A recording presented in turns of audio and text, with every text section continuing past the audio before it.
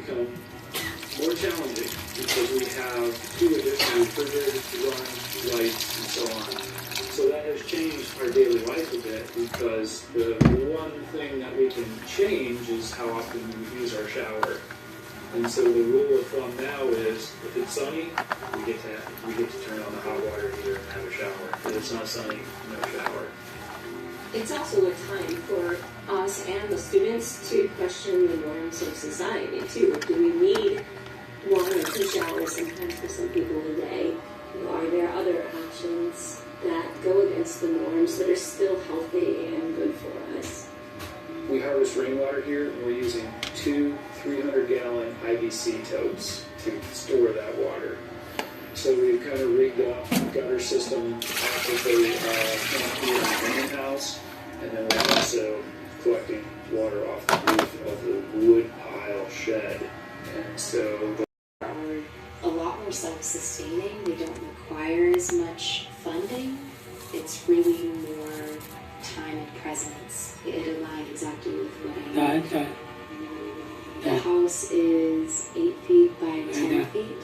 I have a lofted bed with a beautiful view outside.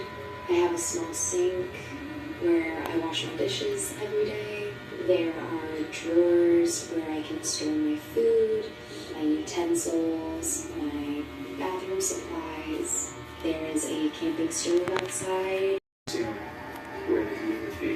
And so we don't have a thermostat here, but we use thermal mass and the wet hot access heat as a way to control the temperature inside. We wanted to have something like a canopy that could cover the house and extend our living space. By creating the tarp system, now all of a sudden we're not just stuck in a tiny house. We freely can move in and out of it, no matter what the elements are doing outside. One thing that's nice with the wood stacks that we have is that it creates multiple space dimensions for this land. So it's not just a house plopped down right in the middle of an empty field. These little areas, these alleyways are wonderful and visually exciting for us to stimulating to see and interact with. I have built a 60-foot-long wood building along the side of the house that is going to block the wind and get into this small covered area on that side. And I thought to myself, if we could take 2 of those wood storage racks and separate them by about 6 feet and put a roof across it, we could have essentially a garage to store our tools and to store our quad. When I was at the University of Michigan, I did a project called Future Cycles, in which I developed either human-powered or electrically powered vehicles. One of those vehicles is called the Orbit. The Orbit is a fully electric vehicle, and we regularly use it for traveling back and forth to the university. In the short time we've been here, this is just my 2nd year of gardening, but I chose to start with the food that I really like. So kind of some basics, potatoes and onions, garlic, herbs, corn, and tomatoes, zucchini. I found the site fairly challenging because it's really woody here, and often we have sweet corn. But one of the things I love is to be able to sit outside and having coffee and tea and overnight by night.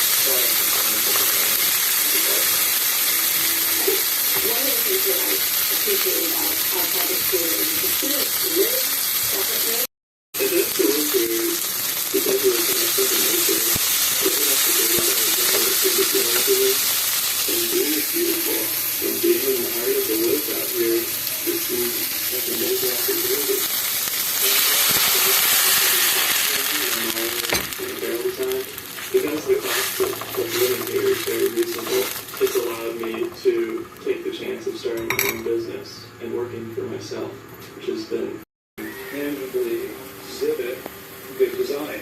I want to exemplify sustainability. I want to share with my students a different way of interacting with the natural world. I want to inspire them to think differently.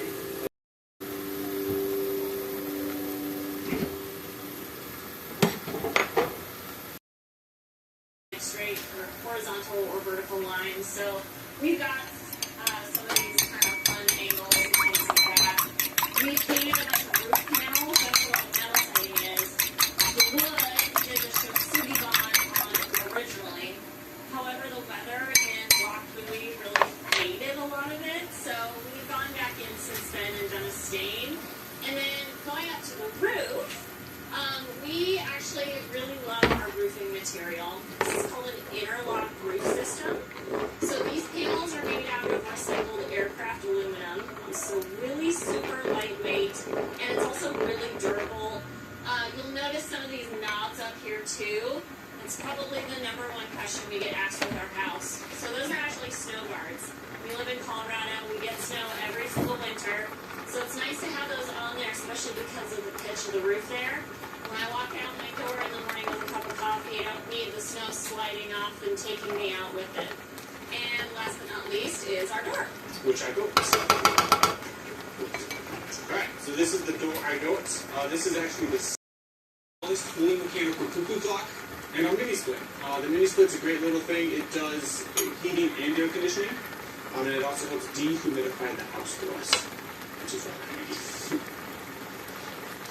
Alright, so welcome to our kitchen. The kitchen is pretty decent size for being a tiny house. You can see we have a pretty long counter space here. It's about 13 feet long.